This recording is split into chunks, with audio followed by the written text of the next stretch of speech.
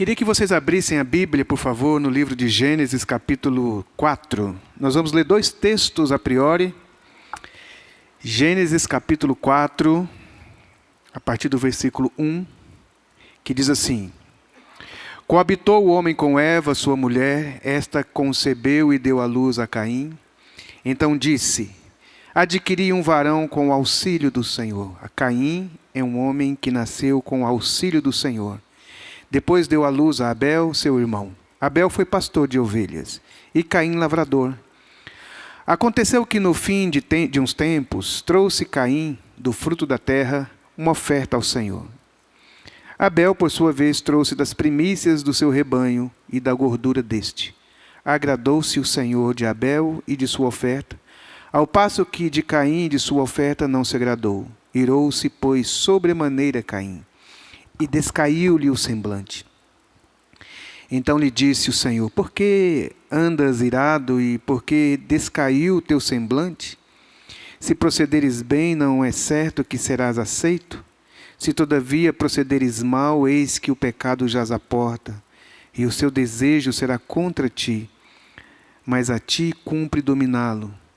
Disse Caim a Abel, seu irmão: Vamos ao campo. Estando eles no campo, sucedeu que se levantou Caim contra Abel, seu irmão, e o matou. Agora, Romanos capítulo 7. Romanos capítulo 7. O versículo 15. Romanos 7, 15. Porque nem mesmo compreendo o meu próprio modo de agir, pois não faço o que prefiro, e sim o que detesto. Ora, se faço o que não quero, consinto com a lei que é boa. Neste caso, quem faz isto já não sou eu, mas o pecado que habita em mim. Porque eu sei que em mim, isto é, na minha carne, não habita bem nenhum. Pois o querer o bem está em mim, não porém o efetuá-lo. Porque não faço o bem que prefiro, mas o mal que não quero, esse faço. Mas se faço o que não quero, já não sou eu quem o faz, e sim o pecado que habita em mim. Então, ao querer fazer o bem, encontro a lei de que o mal reside em mim. Porque no tocante ao homem interior tenho prazer na lei de Deus, mas vejo nos meus membros outra lei que, guerreando contra a lei da minha mente, me faz prisioneiro da lei do pecado que está nos meus membros. Desventurado homem que sou, quem me livrará do corpo desta morte? Graças a Deus por Jesus Cristo nosso Senhor, de maneira que eu de mim mesmo com a mente sou escravo da lei de Deus, mas segundo a carne da lei do pecado. Romanos 8,13 para concluir. Romanos 8,13. Porque se viverdes segundo a carne, caminhais para a morte, mas se pelo Espírito mortificardes os efeitos do corpo, certamente vivereis. Querido Pai, nessa noite eu oro para que o Senhor possa ministrar aos nossos corações. Já fomos tão ministrados, meu Deus, na reunião toda. Te pedimos que ainda acrescentes a Tua palavra em nós, que no final a gente possa sair daqui mais edificado, para o louvor e glória do Seu nome, eu te peço no nome de Jesus. Amém. Nós vimos aqui um texto interessante em Gênesis, o primeiro homicídio que aconteceu dentro de uma família, uma relação de irmãos. E é interessante, o texto coloca Caim como o protagonista da conversa. Ele é alguém que nasceu pela ajuda do Senhor, e isso não é dito sobre Abel. Ele é o primeiro a oferecer o sacrifício, e então a palavra de Deus é dirigida a ele. Deus fala com ele de maneira tão íntima, tão preocupado, como um pai preocupado com o seu filho. Abel aparece no texto de maneira quase que sutil. Caim é o protagonista aqui nessa relação entre esses dois irmãos. E nessa guerra entre esses dois irmãos, nós vemos que apesar de Abel não ser alguém que escuta a voz de Deus, não é alguém cujo nascimento tem uma experiência sobrenatural, ele é apenas um irmão que vai diante de Deus, ao ver o seu irmão oferecer um sacrifício, oferece o seu sacrifício, Deus se agrada dele. Não há muito o que se dizer a respeito de Abel nesse texto. Abel aparece muito pouco. Caim aparece muito mais. E eu levei os irmãos para o texto de Romanos, porque eu não queria falar de relacionamento. Esse texto é convidativo para fazê-lo, mas eu queria colocar para os irmãos que existe esta realidade, esta guerra dentro de nós. E Paulo fala isso com muita categoria. Paulo disse que ele não entende o próprio procedimento dele, como se houvesse uma briga interior constante. O livro de Gálatas também fala assim. Existe uma animosidade, ele não está em paz, ele está em conflito o tempo todo consigo mesmo, porque existe um desejo no coração do apóstolo Paulo, no coração desse homem, e o desejo do interior do coração desse homem é agradar a Deus, é servir a Deus, é fazer a vontade de Deus. Ele diz que no tocante ao homem interior, ele tem prazer, ele tem alegria, ele tem desfrute, mas ele encontra nos seus membros, no seu corpo, uma outra lei que guerreia contra a lei do seu entendimento. Então esse homem está em conflito. Eu digo que todo crente verdadeiro é um crente que não desfruta de paz, porque ele está o tempo todo brigando contra a sua velha natureza. Ele não está em períodos de paz com a sua natureza, porque ele entende que existe uma tendência, uma inclinação, que é dele mesmo, que se ele não cuidar, ele pode se perder. Então nós vemos aqui nesse retrato de duas pessoas mesmo, Caim e Abel, o que acontece dentro dos nossos corações. Alguém que tem prazer no Senhor e uma pessoa extremamente deliberadamente para o mal. Ele acaba de ouvir a voz de Deus e quando ele termina de ouvir a voz de Deus, ele maquina fazer o mal contra o seu irmão. E é impressionante isso. Antes de começar assim bem mesmo a minha pregação, eu quero contar uma história para você de dois amigos.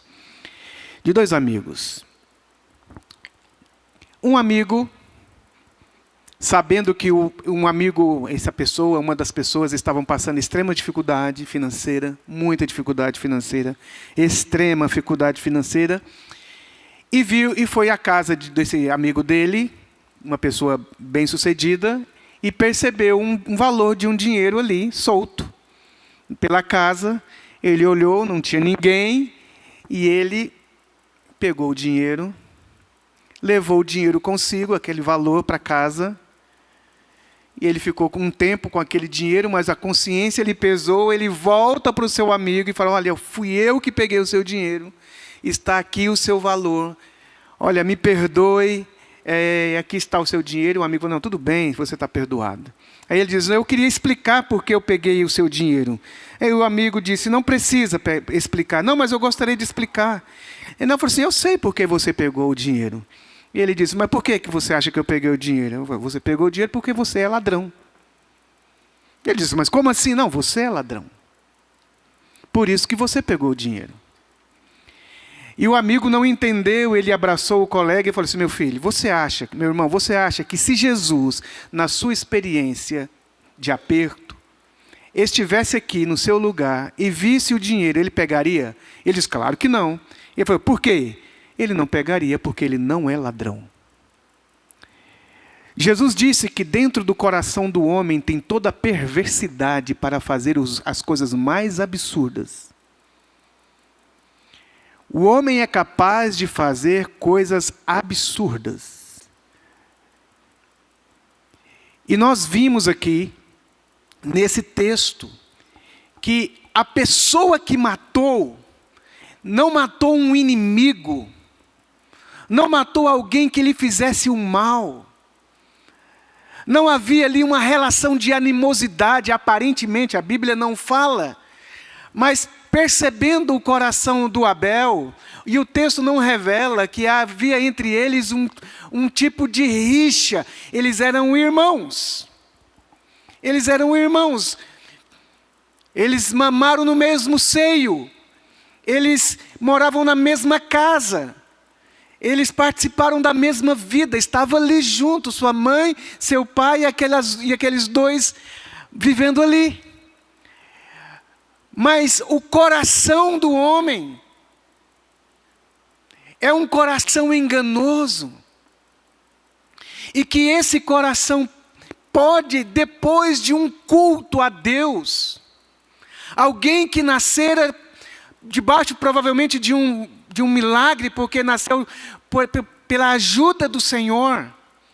Foi o que o texto diz, que Eva concebeu sendo ajudada pelo Senhor. E esse homem tem uma educação espiritual. Ele faz o seu culto, ele é um homem trabalhador, ele é lavrador da terra, ele é uma pessoa da labuta, é uma pessoa do trabalho. É um homem trabalhador. E ele é um homem aparentemente espiritual, porque ele está oferecendo o seu louvor a Deus. Ele levanta o seu altar e traz o melhor da terra e apresenta diante de Deus. E ele fica triste quando ele percebe que o Senhor não agradou da oferta dele. Ele tem uma percepção espiritual, a gente não sabe como, mas ele percebe que Deus não agrada da oferta dele. E nasce nessa relação de um homem trabalhador, filho de uma família que lhe ensina a cultuar a Deus, uma pessoa aparentemente do bem, é capaz de fazer algo de maneira tão atroz, tão terrível, tão absurda como esta. É como se vocês descobrissem que lá na minha casa um dos meus filhos fizeram uma coisa tão absurda dessa um contra o outro. Não são poucas as vezes que nós vemos nos jornais a mãe que acabou de gestar seu filho e tem capacidade de colocá-lo, a criança embalada num saco de lixo. De um filho bater na cara da sua própria mãe. O ser humano é capaz de fazer coisas terríveis. E eu queria falar hoje com vocês sobre o caminho da maturidade versus o retrocesso de Caim. O caminho da maturidade em relação ao retrocesso de Caim. Nossa posição em Cristo. O cristão, ele tem uma posição, ele está em Cristo. E isso é extraordinário. Alguém está em Cristo, nós teremos a real dimensão de quão grande é essa bênção e esse privilégio, talvez apenas na eternidade. A importância de ser alguém em Cristo. Paulo define o que é um cristão. Ele diz: conheço alguém em Cristo. O cristão é uma pessoa que está em Cristo. E o fato de uma pessoa estar em Cristo, recebe todos os benefícios de Cristo. Tudo aquilo que está relacionado a Cristo é dado, essa pessoa participa na sua plenitude. Estamos em Cristo. O propósito do Evangelho de Cristo é buscar esse homem perdido e o elevar ao patamar de homem perfeito. Esse é o ideal do Evangelho.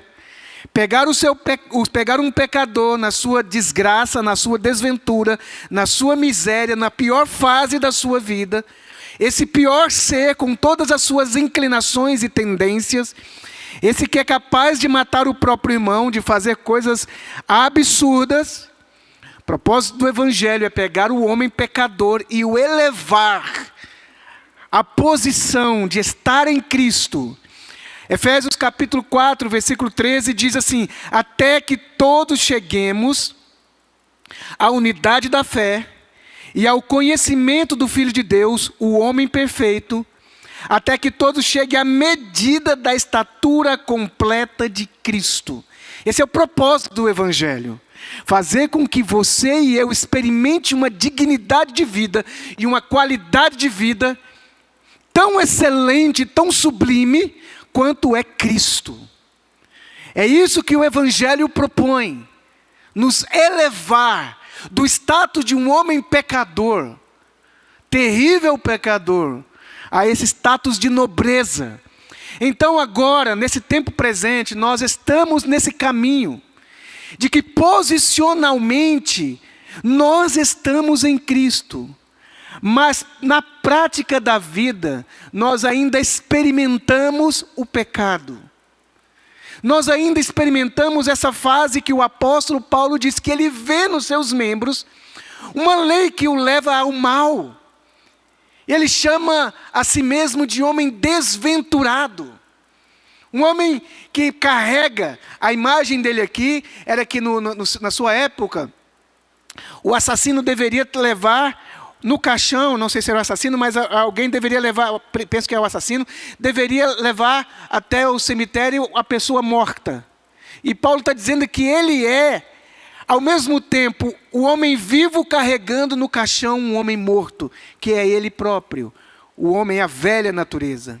Romanos 8, 29 diz assim: porque os que dantes conheceu, que o Deus conheceu de antemão, também predestinou essas pessoas para que elas fossem conforme a imagem de seu Filho, a fim de que Jesus seja o primeiro, o primogênito entre muitos irmãos. Então o alvo do Evangelho é nos levar a essa natureza, a essa prática, a essa maturidade do homem perfeito, do varão perfeito de Cristo. Então Gálatas, no capítulo 5, 17, diz que existe essa briga entre esse homem espiritual contra a sua velha natureza, essa personalidade. Você já viu nos desenhos animados, né? Essa personalidade entre um diabinho de cá e um anjinho de cá, né? O anjinho falando coisas boas para ele e o diabinho falando as coisas ruins para ele. Né? Mas só que o Evangelho diz que esse diabinho e esse homem e esse anjinho é uma pessoa só, é a gente.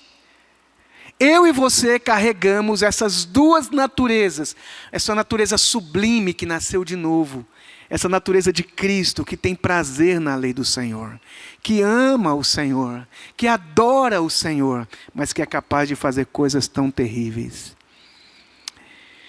Caim,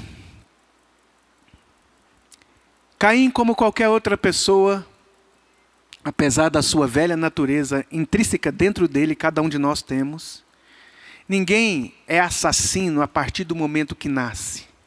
Ninguém nasce e já comete as coisas mais horrorosas. Não, a gente nasce e aprende com a família, dependendo da família, a doçura, a educação, a bondade, a civilidade. No reino de Deus também é assim. Um dia, eu não sei se foi o Lucas ou a Ana Clara, quando eles eram bem pequenininhos, ele perguntou assim: pai, quem criou o diabo? Eu disse: filho, quem criou o diabo foi um anjo chamado Lúcifer. Lúcifer é produto não de diabo não é uma fabricação, uma criação de Deus. Diabo é uma decisão de um anjo. Deus cria anjos, mas esses anjos podem se tornar diabos. Deus chama discípulos, mas esses discípulos, depois de ouvir a Jesus, podem se tornar Judas. Deus não é o autor do mal, mas nós podemos caminhar numa direção que nos faz nos tornar as pessoas mais terríveis que a gente poderia se tornar, irmão.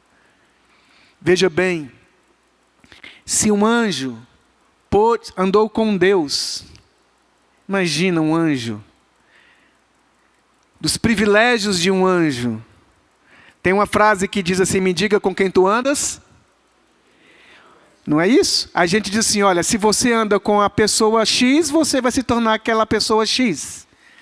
Mas o Evangelho, de certa forma, contraria esse pensamento, porque esse anjo andou com Deus e se tornou diabo. Judas andou com Jesus e se tornou quem ele se tornou.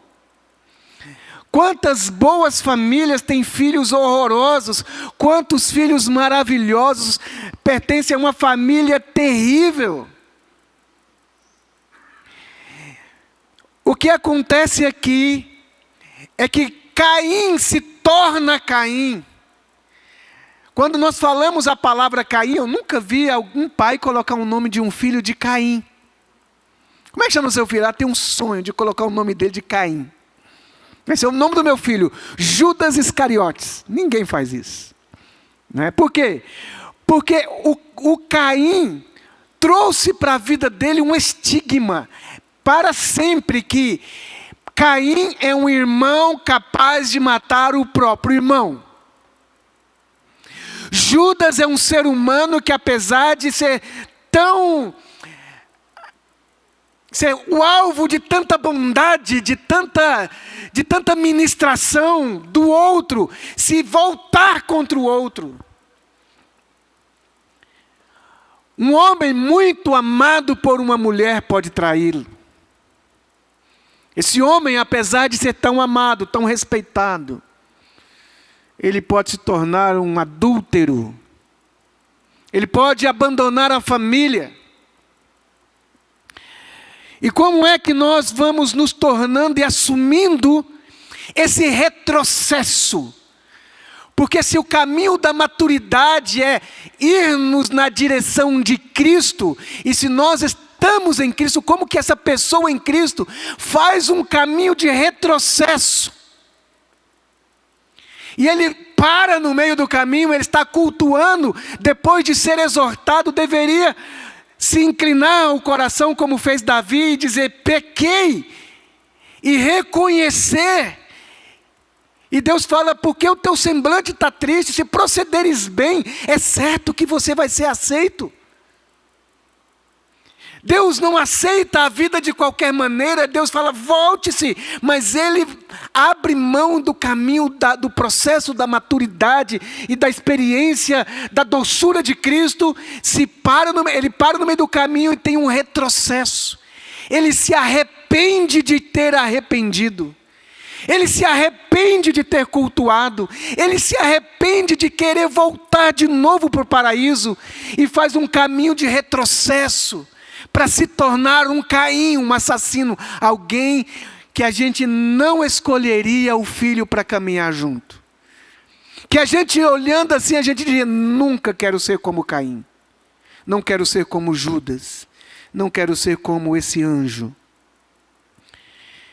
E eu separei aqui 3 coisas que nós devemos prestar atenção em nós, para que você não se torne um Caim. Para que você não se torne alguém como Saul. Para que você não se torne alguém como Esaú.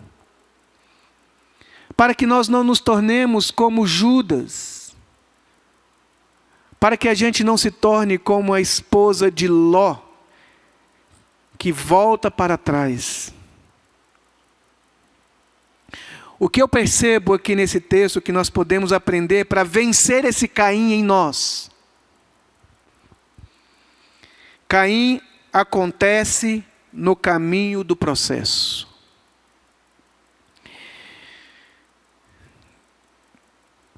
As pessoas, elas não se tornam malignas de uma hora para outra. A gente não resolve trair da noite para o dia.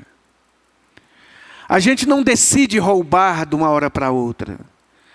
A gente não decide o caminho da perversidade, da frieza, do desvio, de um dia para a noite. Isso acontece no processo. Assim como a maturidade acontece no dia após dia, o retrocesso de esfriamento espiritual, da amargura da alma, do coração cheio de rancor e mágoa, da frieza do olhar, dos olhos opacos, do semblante caído. Não acontece assim, num culto para o outro, numa semana para a outra. Ele vai obedecendo pequenos processos minúsculos, invisíveis, imperceptíveis, mas destrutíveis. Como uma pequena célula cancerosa, que se não cuidada, vai tomando o corpo todo até um ponto que não tem mais cura. Deus falou, o pecado está à porta de você.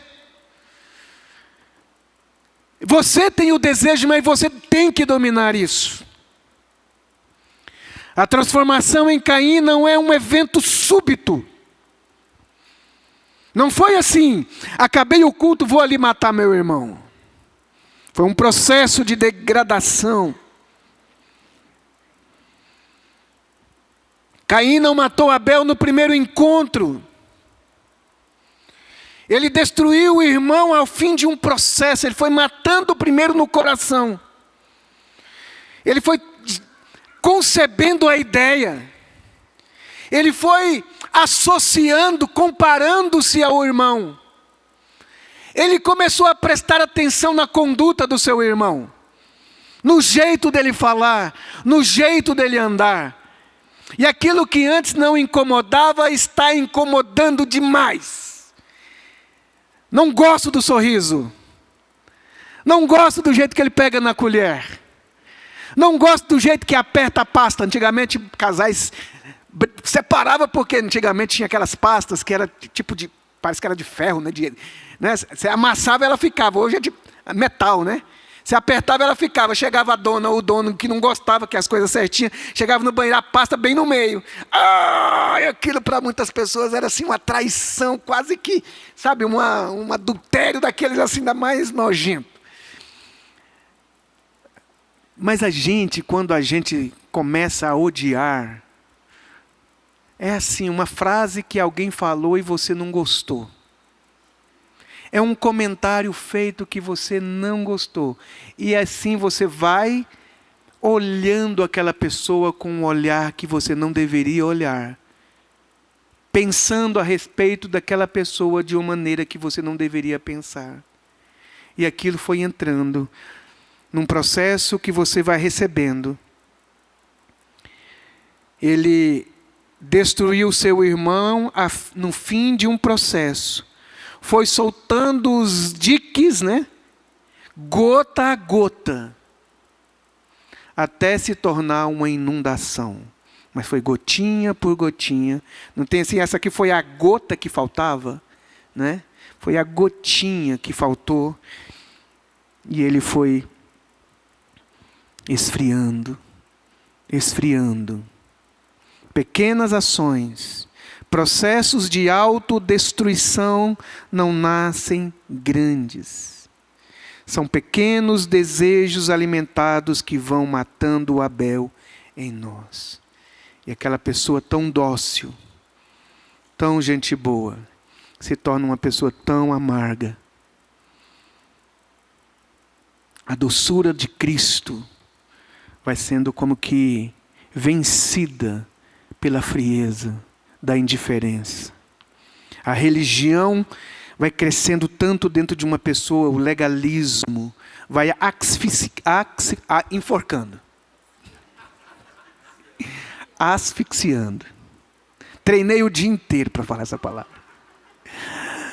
Vai enforcando. Não é assim o ciúme? Vai, sabe, enforcando, sufocando uma pessoa. Até que, como se já viu brincar de fazer a gata parir? Quem já brincou de fazer a gata parir? Quem sabe o que é fazer? Quem não sabe o que é fazer a gata parir, levanta a mão. Quem não sabe? Muita gente. Fazer a gata parir é brincadeira de criança. A gente senta num grande banco, assim, né? naqueles bancão de madeira que tinha antigamente, ou numa praça, né? A gente ia para a praça brincar, a molecada, vamos fazer a gata parir. Sentava todo mundo lá, era um banco que cabia 5 pessoas e colocava umas 15, né? E aí vamos sentando, e um vai puxando para lá, vai puxando, vai apertando até um escapulir.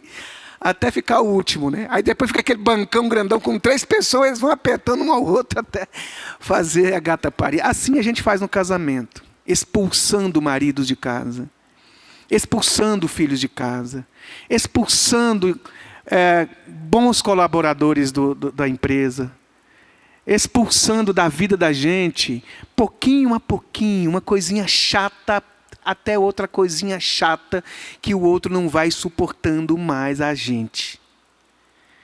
É um processo lento, mas com erosões terríveis. Uma pequena frieza acumulada mata o amor pelos pais. Irmãos, imagina, eu fico vendo histórias assim, não é?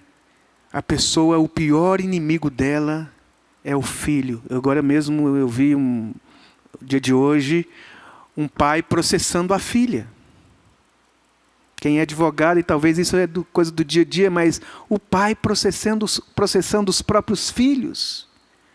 Eu fico imaginando como aquele bebezinho, eu falo assim, quando você tiver 25 anos, eu vou lhe meter um processo.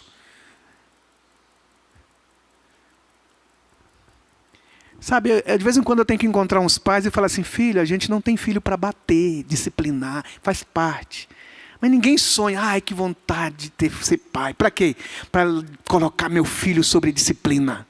Não, a gente tem filho para beijar ele, para pôr no colo, para ficar olhando e falar, uau, que coisa mais linda.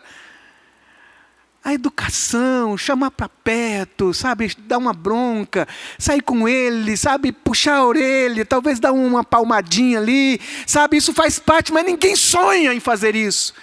Deus não tem assim a alegria de disciplinar a gente, Ele faz porque a gente precisa.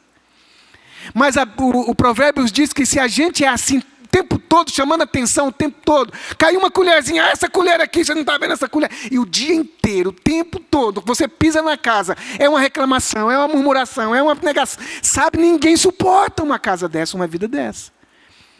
Um patrão desse, um chefe desse, um pastor assim, um colega assim. Que a vida dele é colocar todo mundo em ordem. Não dá para ser assim. E aí, o nosso zelo vai se tornando, o nosso zelo espiritual vai corroendo a nossa vida e nos autodestruindo. O zelo espiritual, viu, irmãos, que eu estou falando? Vai corroendo a nossa vida de tal maneira que a gente vai se tornando um Pedro. Pedro tem um sonho de todos os animais que na lei não podia comer. Vem o Espírito Santo e fala, Pedro, mata e come. Que isso, Senhor? Essa boca santa aqui nunca comeu uma leitoa assada. Pedro, não considere comum e imundo aquilo que Deus santificou. Não podia, Pedro, agora pode. Mata e come, Pedro. Nunca, Senhor, jamais comeria tal coisa. Pedro, o zelo religioso de Pedro, a porta é estreita e Pedro construiu mais uma paredinha do lado para ficar mais estreita ainda. Se a gente não se cuidar, a gente vai se tornando gente assim. Não é ser certo, é ser certíssimo. Não é ser bom, é ser boníssimo. Não sei se existe essa palavra. Se não existe, você me corrige aí, irmão. A gente vai se tornando não justos, mas justicidas. Verdadeiricidas, matando as pessoas em que não existe mais na nossa verdade graça. Não tem mais sal no nosso tempero. A Bíblia diz para a gente corrigir os irmãos e colocar sal na nossa palavra. Na nossa relação de amor, de afeto. Porque senão a gente vai se tornando alguém, irmão. A lei de Moisés manda apedrejar. E a gente nem consulta a Bíblia se é daquele jeito mesmo ou se não é. A gente viu um pedaço de versículo e já fala, a lei de Moisés manda apedrejar. Parece que aqueles caras estão babando com vontade de cumprir a lei de Deus, segundo a sua própria interpretação.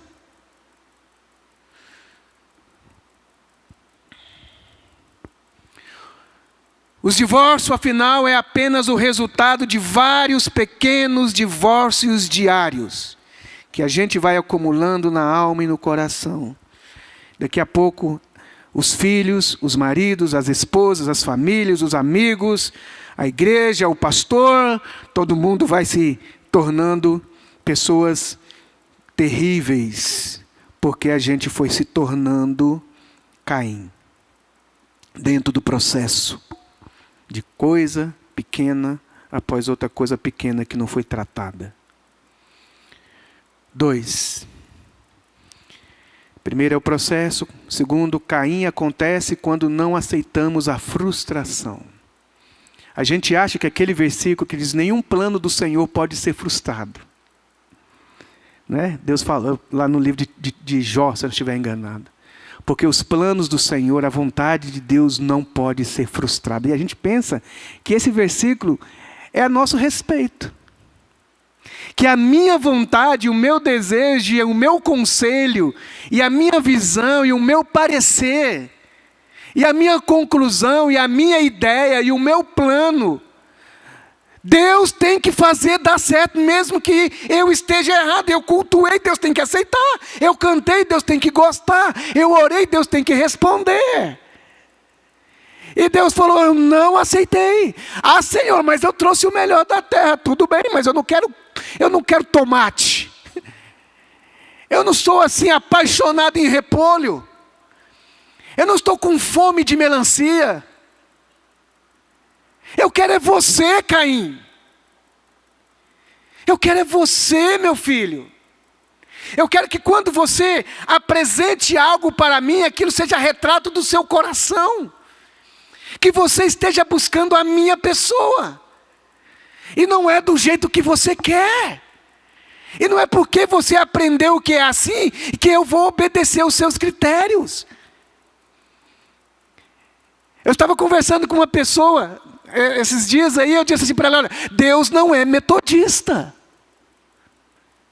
E eu quero ampliar. Deus não é assembleiano, Deus não é da Nova Vida, Deus não é presbiteriano, Deus não é calvinista, Deus não é arminiano, Deus não está nas nossas confissões doutrinárias que as denominações apresentam. Deus não cabe nessa caixinha.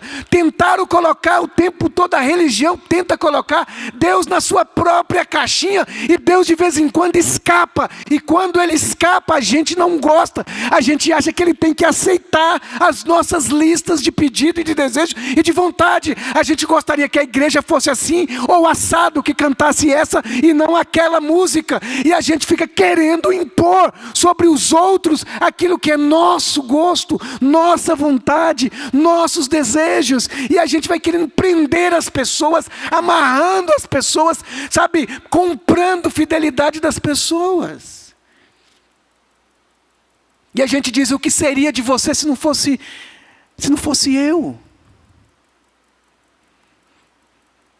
Eu que pago a sua faculdade, então eu exijo que você seja assim. E aí a gente vai traduzindo relacionamentos em obediência legalista e não relacionamento responsável do amor. Então aqui o Caim, ele não aceita que os projetos dele sejam frustrados, ele não aceita ter limites. Eu lido com pessoas, e eu falo de mim mesmo e de tantas pessoas, que quando a gente vai ensinar o Evangelho, a gente vai ensinar no dia a dia, compartilhar o Evangelho com alguns irmãos, a gente percebe que os irmãos são ateus do Evangelho. E nós morremos, e nós sofremos, porque nós não queremos aceitar os ensinamentos de Jesus como prática da nossa vida cristã. O ódio contra o não, quando a gente recebe um não gostei, não foi bom, você está errado, você não deve ir por esse caminho. Muitas vezes agimos como crianças mimadas, esperneando, querendo que as nossas opiniões sejam a que seja acatada. enquanto não aceitarmos que nem tudo será como nós queremos ser, que a vida não obedece a um critério que você estabeleceu, quantas pessoas não vão conseguir chegar lá onde projetou, não vão conseguir comprar a casa, não vão conseguir trocar de carro, não vão conseguir aquele salário maravilhoso. Talvez vão ter que frustrar alguma coisa que você projetou.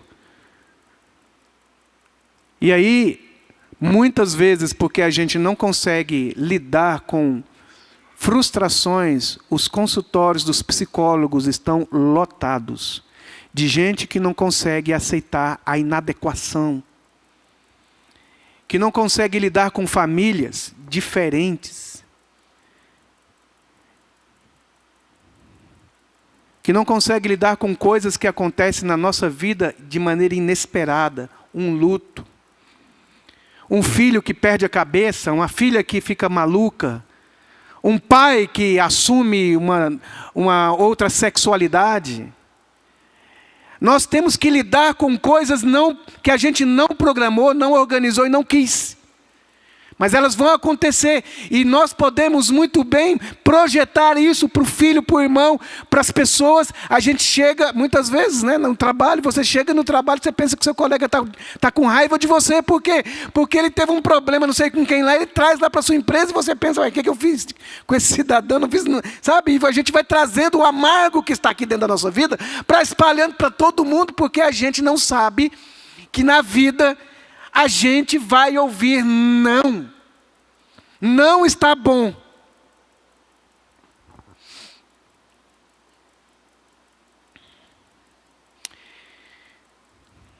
Terceiro e último. Caim é incapaz de lidar com o sucesso dos outros. O ápice da natureza de Caim é ele não saber lidar com o fato de que seu irmão é melhor do que ele. Irmãos, isso... Essa semana mesmo, uma pessoa chegou para mim e falou assim, você não foi mais lá na nossa igreja? Eu falei para alguém, né?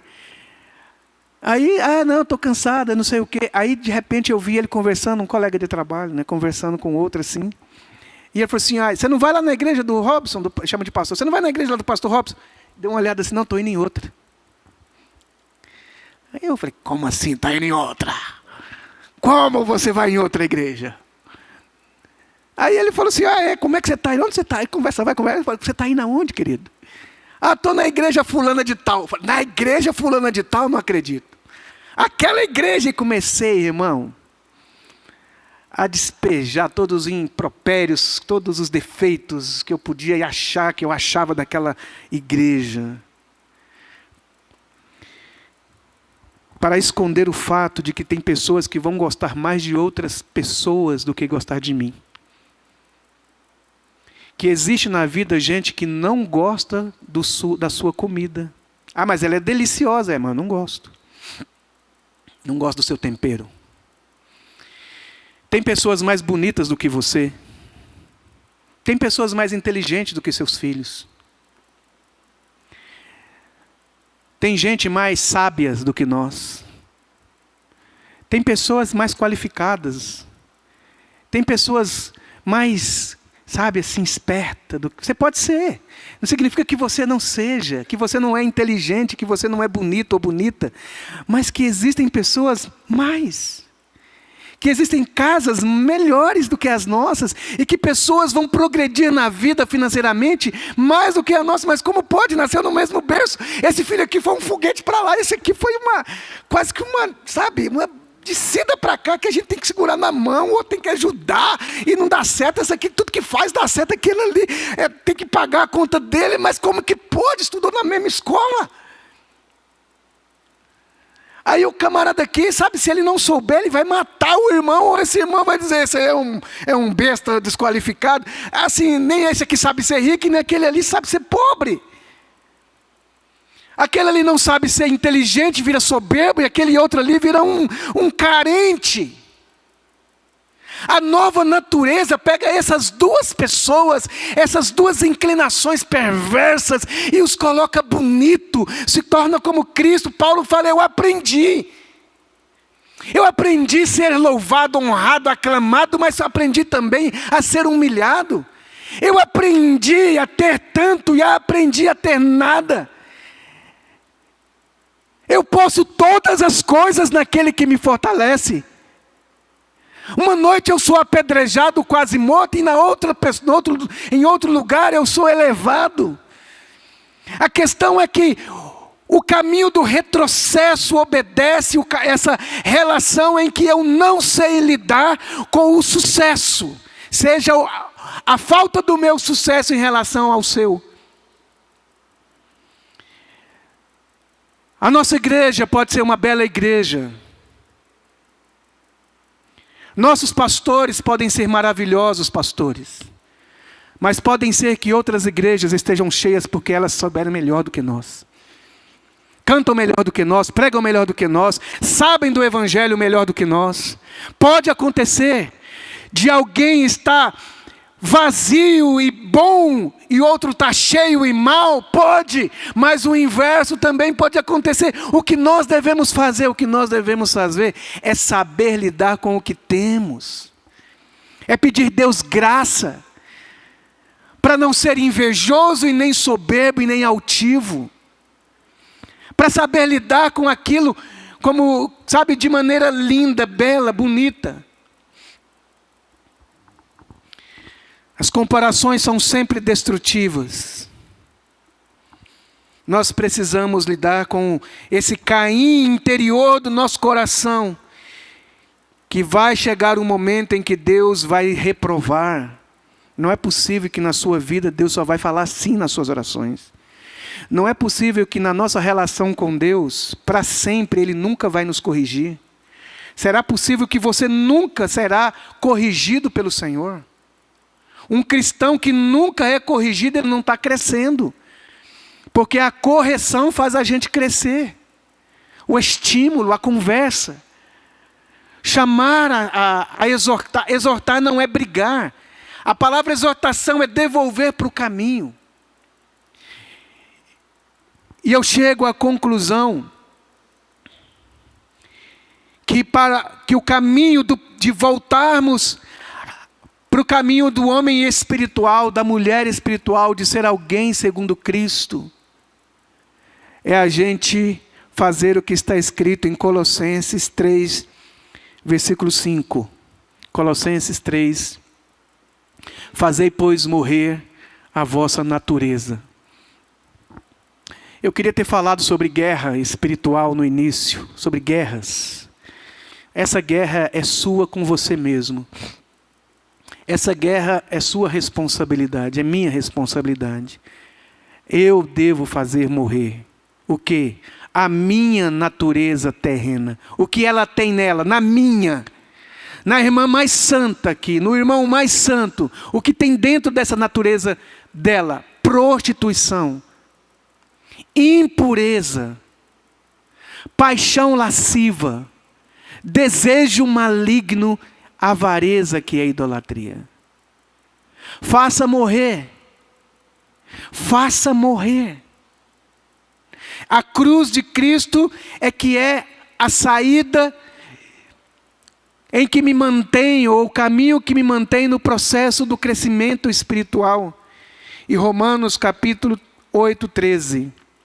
Romanos 8:13 diz assim: porque se viverdes segundo a carne, caminhais para a morte. Sabe, não é você morre, não, você caminha para lá. Mas se pelo Espírito, que bom que tem esse mas, se pelo Espírito. Porque se não tiver pelo Espírito, sabe o que vai acontecer, irmão? Regrinhas que nós vamos dar para cada um aqui, como fez no passado. Não coloque televisão na sua casa. Quem colocar televisão na sua casa é do diabo, aquilo ali é não sei o que, do Satanás.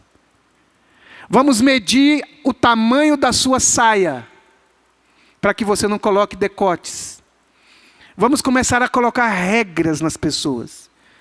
Reza não sei quantos Pai Nosso, sabe, amarra a sua mão. Não, ele está dizendo assim, ó, pelo Espírito Santo.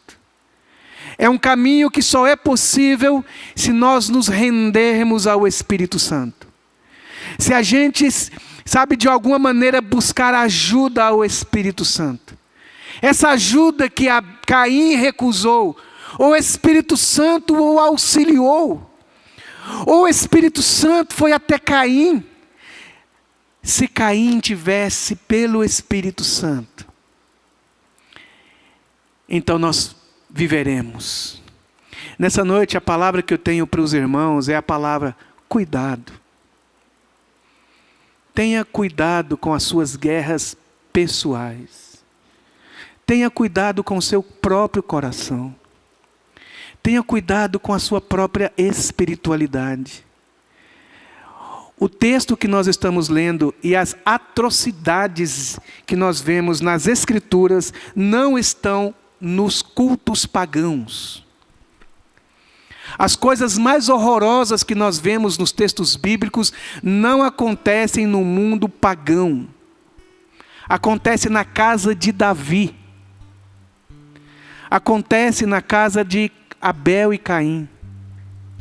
Acontece no discipulado de Jesus com os seus discípulos. Acontece na corte angelical. As coisas mais terríveis que são sugestionadas a nós acontecem no jardim do Éden. Acontecem as coisas mais terríveis que possam ser nos dadas sugestões para a gente ir para esse caminho de um sucesso, de uma glória, de alguma tentação. Acontece em 40 dias de jejum e oração no monte, e acontece na pessoa mais perfeita com Jesus. O diabo apresentou para Jesus no dia da sua consagração, nos dias da sua devoção, no seu culto a Deus. Não subestime a si mesmo, porque o homem mais espiritual entre nós, a irmã mais espiritual entre nós, pode ter a sua maior e pior queda. Não quando a gente acha que a gente está bem, ou quando a gente está mal. A gente só cai quando a gente está de pé. Aqueles que estão de pé, cuide-se. Não é outra palavra. Aqueles que estão de pé, cuide-se, para que não caia. Cuida da casa, cuida do casamento, cuida da igreja, cuida dos relacionamentos, cuida da devoção, cuida do coração. Volte-se, cuide-se para que não caia. Amém?